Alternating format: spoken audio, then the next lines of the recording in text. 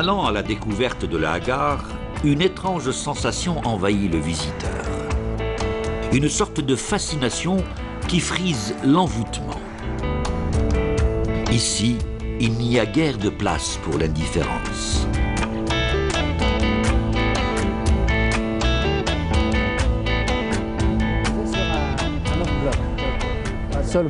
Nombreux sont les archéologues, géologues, anthropologues et préhistoriens qui ont depuis longtemps parcouru ces contrées d'apparence inhospitalière, mais ô combien attachantes.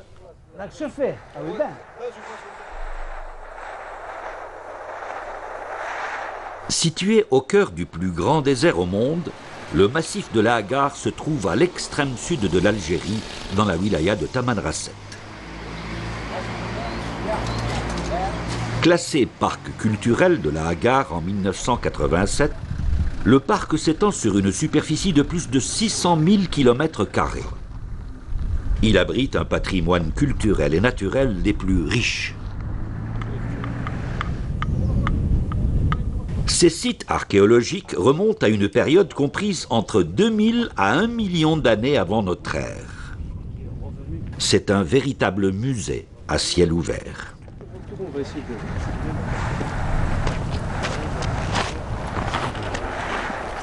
L'Office national du parc culturel de la Hagar veille à la préservation des sites tout en assurant la valorisation de l'inestimable patrimoine archéologique et culturel de la région.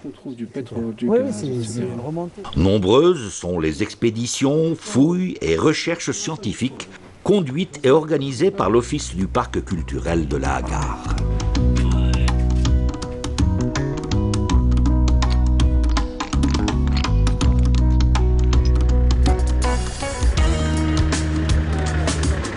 En ce jour du mois de mars 2015, on procède aux préparatifs avant le départ pour une expédition archéologique conduite par le chercheur Farid Iril Haris.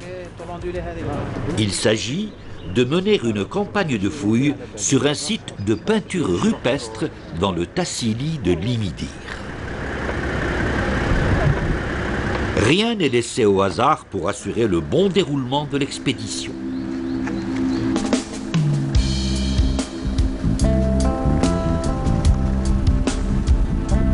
À la sortie de Tamanrasset, la Nationale 1 déroule son asphalte fraîchement goudronné. Nous la prenons en direction d'Insala.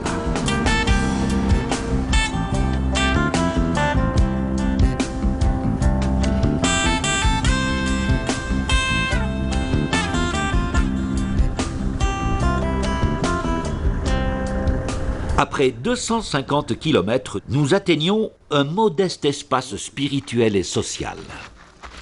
Il s'agit de la Zawiya Moulay Lahsan, affiliée à la voie mystique, la Taïbiya. Située sur l'axe Insalah-Tamanrasset, elle offre aux routiers gîtes et nourriture.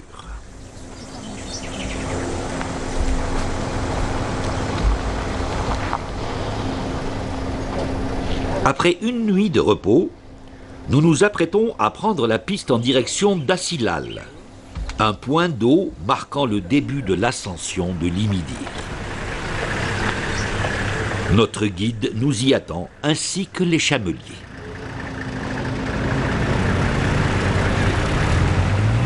Nous quittons cet havre de paix, mais non sans avoir accompli le rituel qui consiste à faire le tour du mausolée. Ce qui permet de capter l'effluve sacré, la baraka du saint, et bénéficier de sa protection.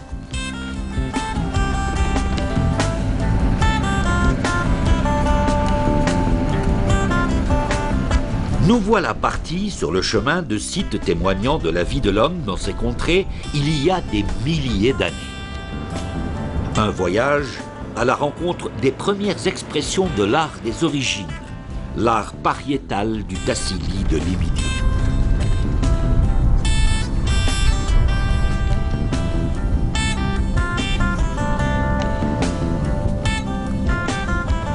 Après une bonne heure de piste, nous atteignons le lieu-dit Assilal, situé au pied du col de Limidir, qu'il va falloir escalader. Nous nous séparons des voitures. Désormais, le voyage se poursuivra à pied.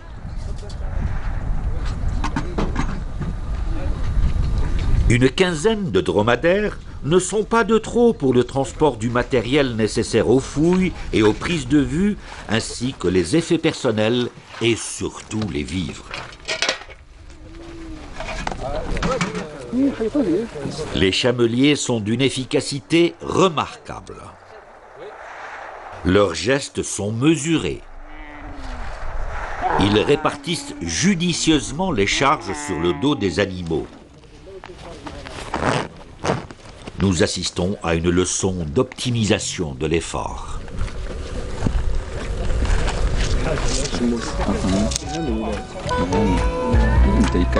Véritable vaisseau du désert, le dromadaire est de loin le meilleur moyen de transport dans ce milieu hostile auquel il est parfaitement adapté. Son introduction dans cet espace remonte au début de notre ère. Dans un milieu devenu de plus en plus aride, le dromadaire a remplacé progressivement le cheval, moins adapté au nouvel environnement.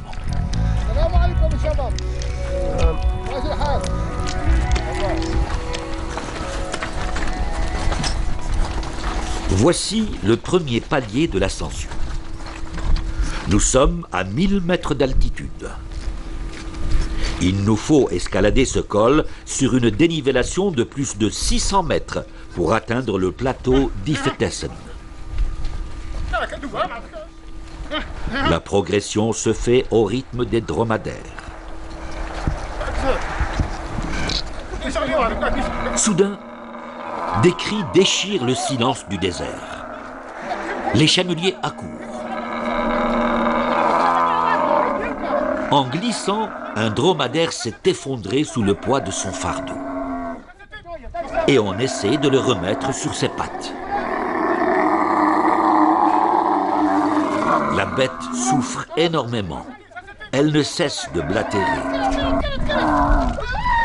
Blessé, son voyage s'arrête là.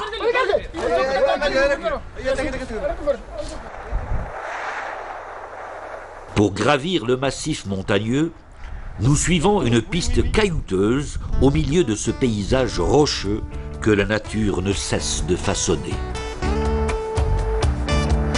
Malgré la fatigue qui commence à se faire sentir, les discussions avec les chercheurs vont bon train.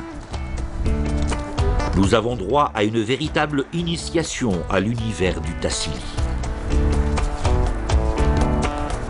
En Tamahak, la langue amazigh parlée par les Touaregs du Sahara central, le mot Tassili s'emploie au féminin. Tassili veut dire massif montagneux, couronné de grands plateaux rocheux et dépourvu de pics dominants au sommet.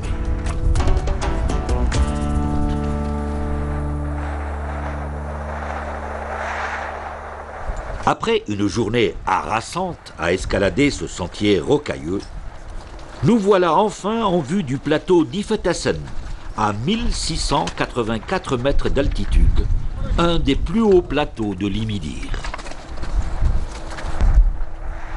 Les Touaregs appellent cette piste Tihin Timrarim, le col des vieilles, la côte qu'elles ne peuvent pas gravir. Bey, notre guide, nous explique que tous ceux qui parviennent à se hisser jusqu'à ce plateau peuvent dire qu'ils sont encore jeunes.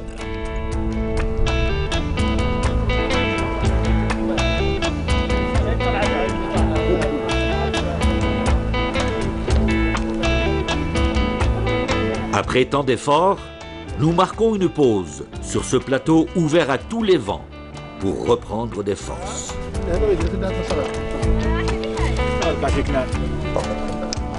À l'abri, autour d'un feu, on prépare le thé. Pour les gens de Lahagar, l'Imidir fait partie du territoire de la tribu des Issa Kamaren.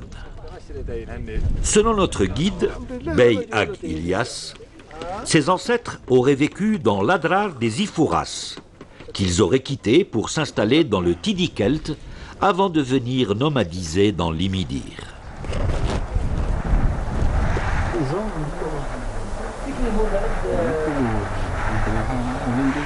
Le temps se gâte, le vent se lève, un orage s'annonce. Chose exceptionnelle sous ces latitudes.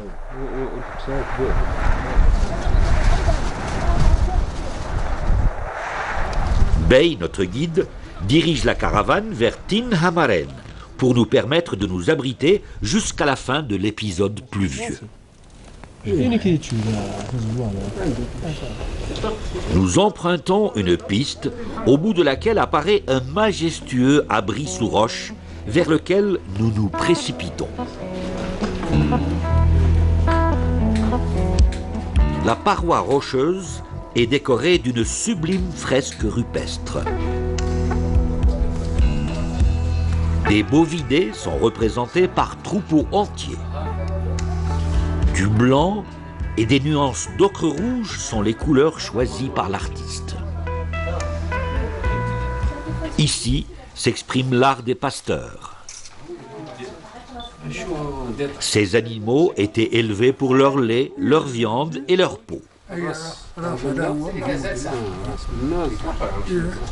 Ces peintures, dénommées art bovidien, ont été réalisées durant la période allant de 7000 à 2000 ans avant notre ère.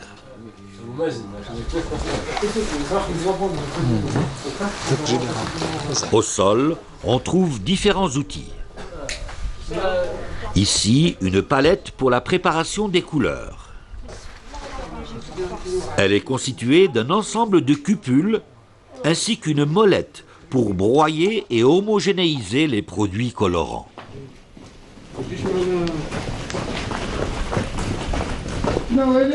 On ne peut s'empêcher d'être admiratif et se demander comment des hommes considérés comme primitifs ont pu réaliser des œuvres aussi belles.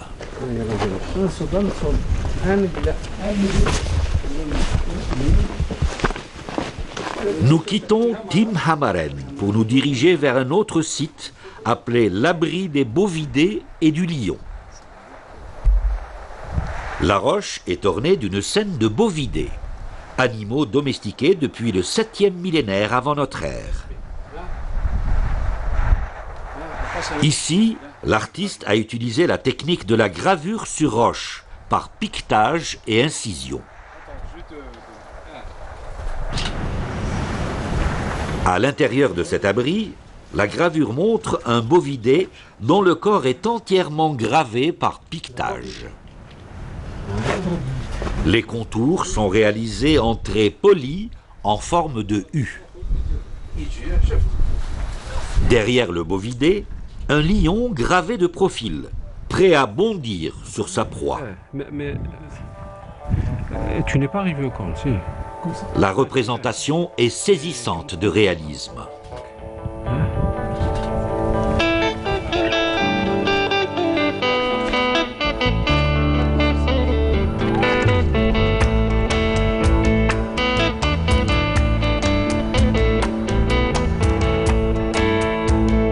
Nous voilà enfin à Ifetessen, à proximité de l'abri des bovidés, baptisé Itak Ntisita. L'équipe installe le campement.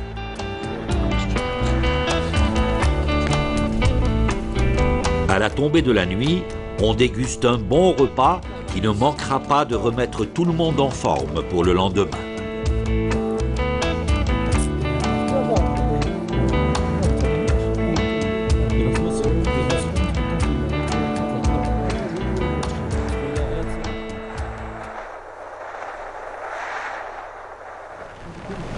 Le jour se lève doucement sur le plateau d'Ifetessen. L'équipe de recherche s'apprête à rejoindre le terrain des fouilles.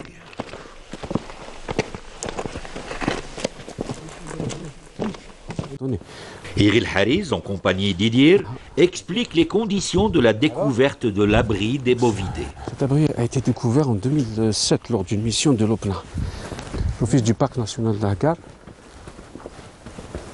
lors d'une mission de prospection. Et... Vous avez atterri par quoi? Au pied de la paroi d'Itak Ntisita, l'abri des bovidés, l'équipe de tournage savoure ce moment rare. Non mais ça descend aussi par là, comme ça. Chut. Regarde. Ça descend. Nous sommes en présence de peintures dominées par l'art bovidien, dont les plus anciennes remontent au 7e millénaire avant notre ère.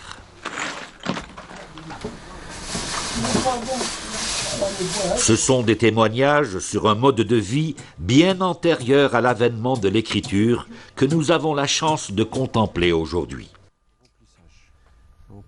Ils portent les témoignages légués par nos ancêtres. De couches, oui, des groupes de population qui ont donc... Farid Iril Haris, le chef de la mission, donne des indications sur le programme du jour et sur la meilleure manière de procéder à la prospection du site. Et puis, on va prospecter aussi tout autour de ce site. Qu'est-ce qu'il y a comme... Toutes les interprétations de ces fouilles dépendent de la qualité et de la fiabilité des observations recueillies sur le terrain.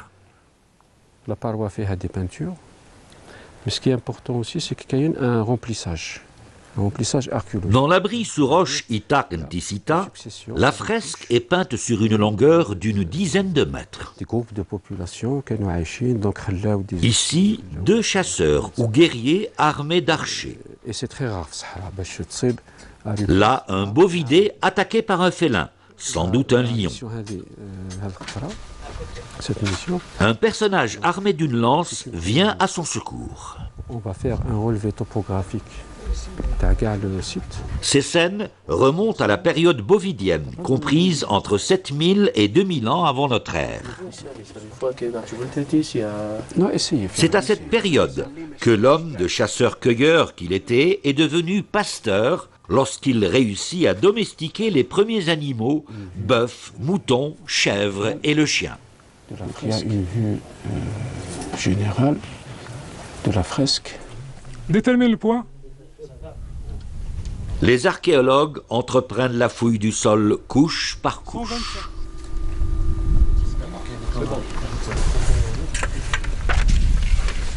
On procède avec méthode. L'aire de fouille est divisée en sections. Chaque section porte un numéro correspondant à sa position et sa profondeur.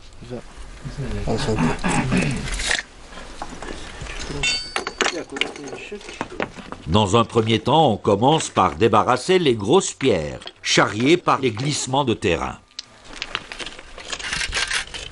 L'équipe du chantier procède par décapage, afin de retirer la terre strate par strate.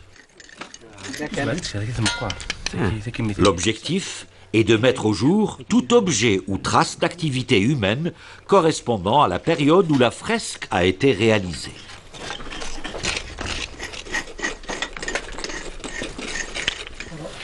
Le décapage s'effectue par des mouvements ramenant la terre vers soi. Une petite épaisseur de la terre est retirée à chaque passage de la truelle.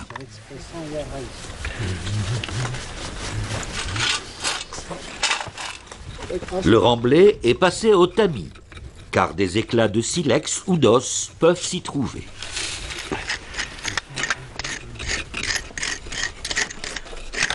Faire parler les vestiges est la mission des archéologues. Ils sont à la recherche de traces d'activité que l'homme a pu laisser, des outils qu'il a fabriqués, des fragments de poterie qu'il a façonnés et des traces de foyers qu'il a pu aménager au sein de ses habitats.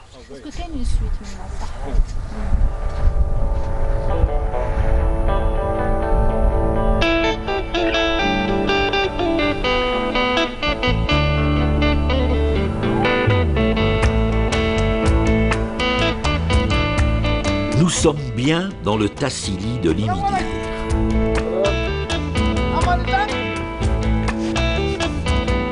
Mais le paysage n'est pas que minéral. Au détour d'une piste rocailleuse apparaît parfois une guelta remplie d'eau. insoupçonnable en plein milieu du désert. Cette guelta a pour nom Immaten. Il en existe quelques-unes que les nomades connaissent bien pour y faire régulièrement une halte afin de s'approvisionner en eau et abreuver leurs bêtes.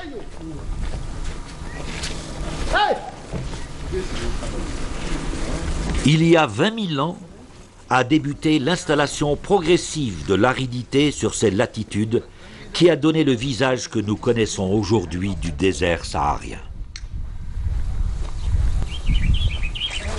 Après une ère caractérisée par un climat frais et humide, des événements géologiques et climatiques ont bouleversé les écosystèmes.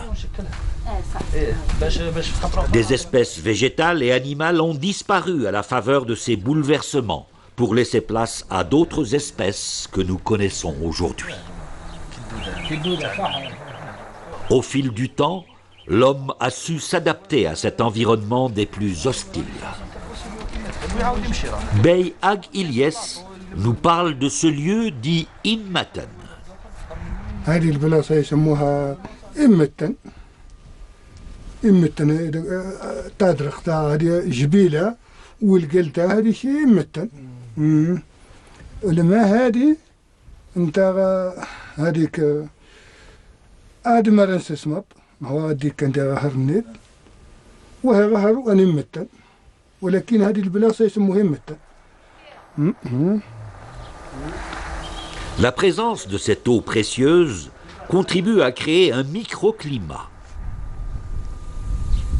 Cette humidité relative favorise l'éclosion de toute une faune et surtout une flore que le botaniste accompagnant la mission archéologique se fait un plaisir d'étudier. ايوه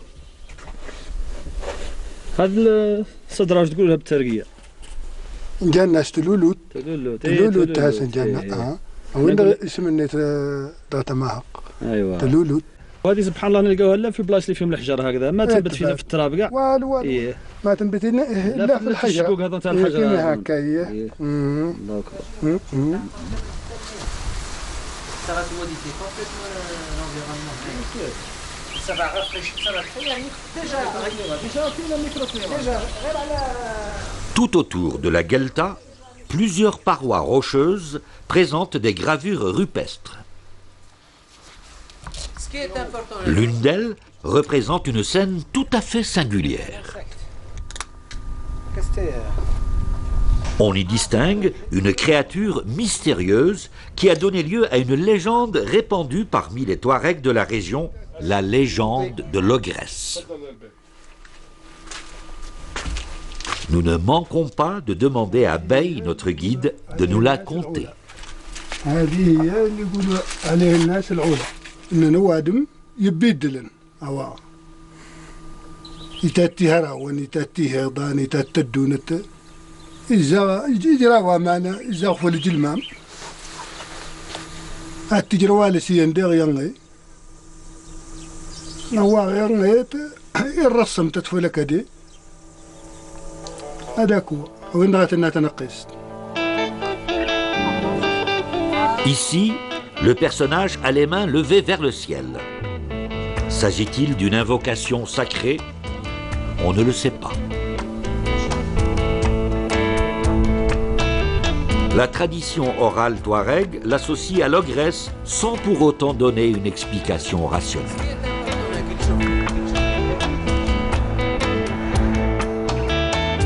Bey.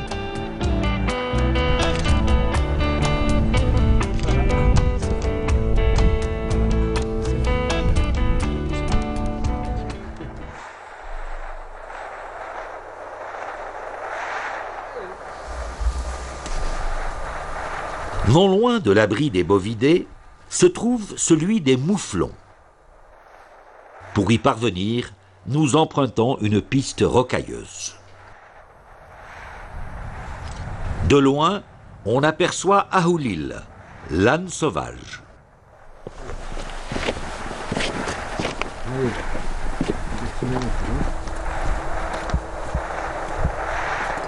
Là, nous sommes en présence d'un tumulus. un monument funéraire. Les plus anciens des tumulus remontent au 6e millénaire avant notre ère. C'est vers la fin du néolithique que le rituel de l'enterrement des morts devient fréquent. On dit que l'inhumation traduit la naissance du sentiment et des croyances.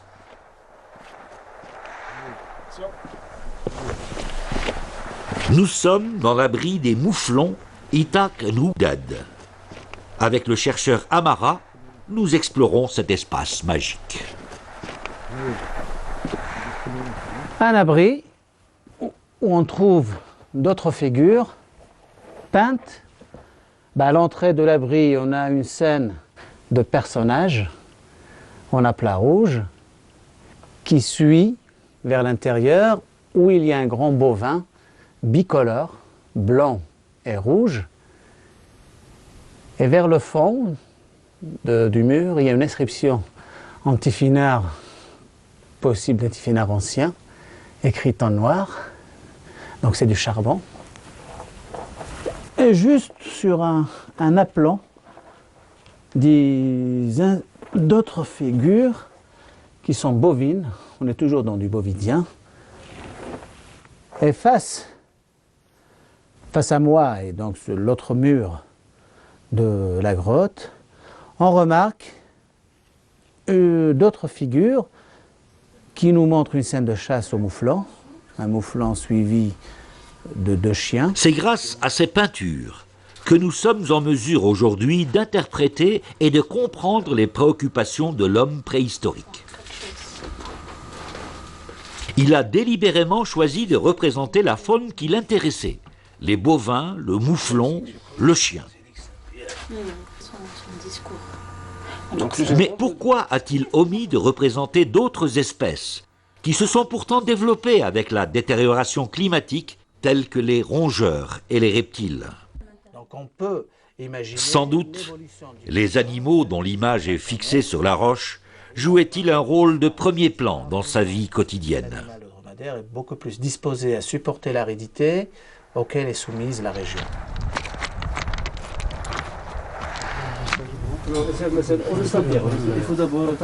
Encore quelques jours d'efforts. Nous sommes au 8e jour des fouilles. L'équipe des archéologues est au pied de la paroi. On dégage la couche superficielle.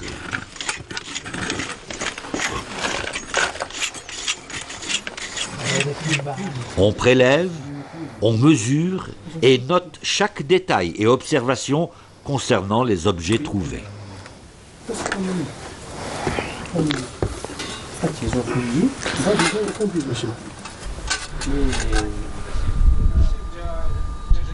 Dans sa globalité, moi je prends les détails ici. Farid réalise des relevés photographiques de la surface fouillée.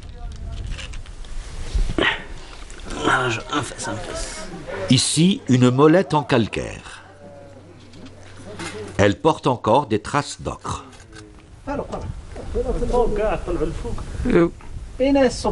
La photographie permet de garder une trace de l'objet lors de sa mise au jour. Près du vestige est placée une mire, une règle graduée pour donner une idée de la taille de l'objet.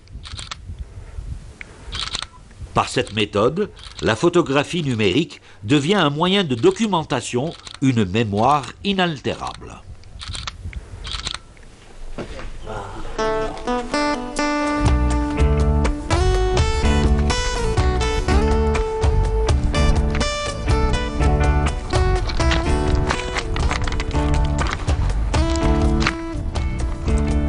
Ces grands espaces, aujourd'hui arides, étaient jadis verdoyants, les oueds remplis d'eau et la végétation luxuriante. Nombreux étaient les habitants de ces régions.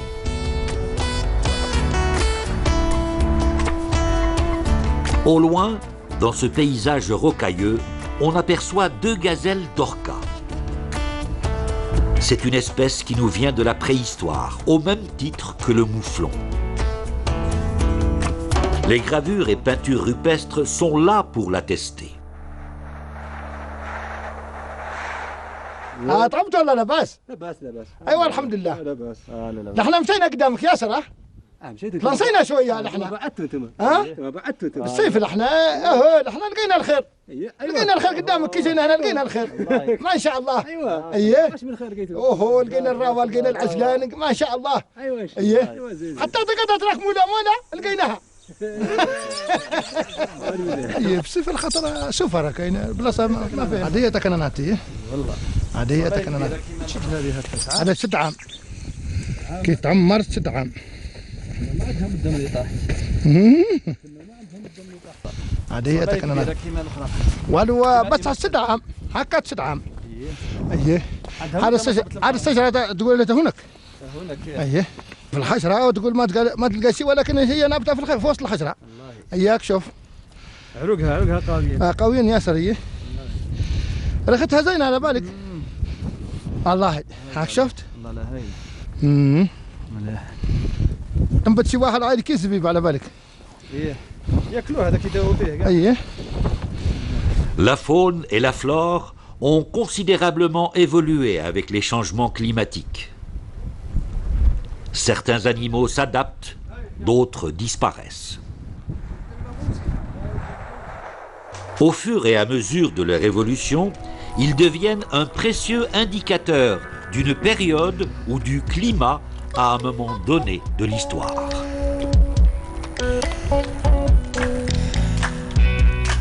La journée a été bien remplie. Au retour au camp, le soleil décline. Bientôt, il fera nuit. Merci de m'avoir expliqué ce mot. Autour du feu, l'équipe parle de l'animal fascinant qu'est le guépard. باي البلاصه اللي قلت لي فيها مايا الصباح واش سموها؟ انا السرفة انا السرفه. ايوه وين جايه؟ جاي بين هو تاجموت بين تاجموت والبتة Ag Ilyes nous dit que rares sont les gens qui l'ont aperçu dans les Midyr. Les Touaregs le nomment Amayas. على بالك باللي انا بكري سافي باك Abdelkader, le botaniste, nous dit que le guépard a été filmé par une équipe de chercheurs au moyen d'une caméra capture infrarouge. En voie de disparition, Amayas, le guépard, est aujourd'hui considéré comme une espèce rare. Le parc de la Hagar fait tout pour sa préservation.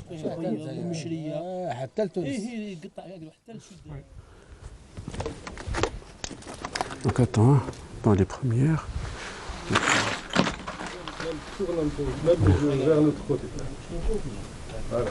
Il y a quelques années, pour échantillonner ces parois, on reproduisait ces fresques sur des calques, un travail harassant.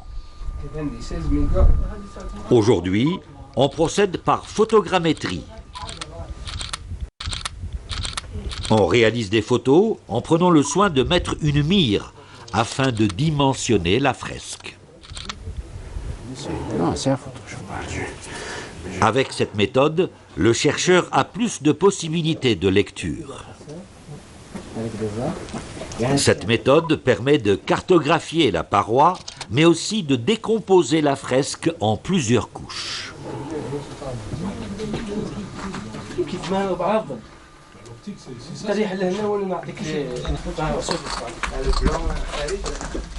Souvent, sur une même paroi, se juxtaposent art bovidien, cabalin et camelin.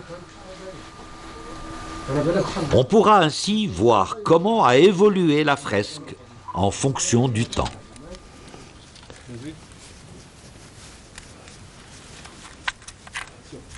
Après une dizaine de jours de fouilles, l'équipe se réjouit d'avoir mis au jour différents objets dignes d'intérêt d'un point de vue archéologique et qui attestent de la richesse du site.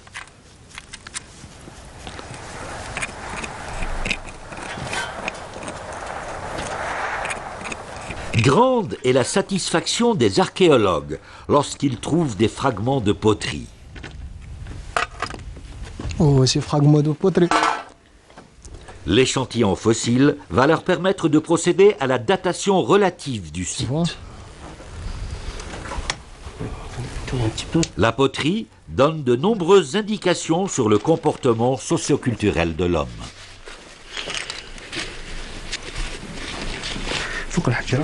Les échantillons sont soigneusement emballés et rangés par catégorie de matériaux.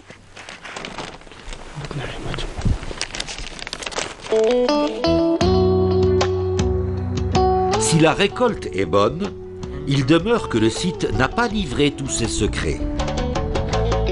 À l'avenir, d'autres campagnes de fouilles viendront compléter le travail déjà effectué.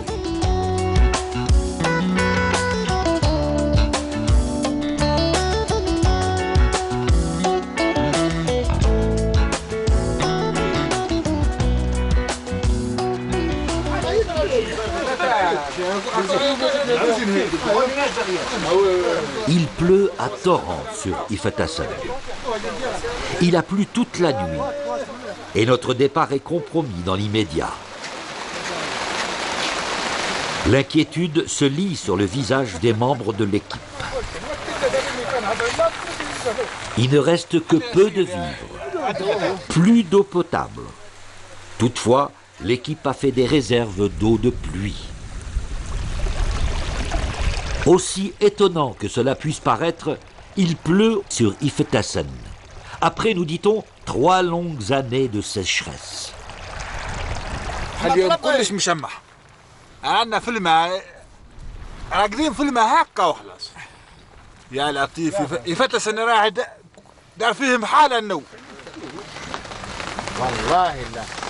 En tout cas, cela augure de l'épanouissement prochain d'un couvert végétal qui fera le délice des troupeaux élevés par les nomades.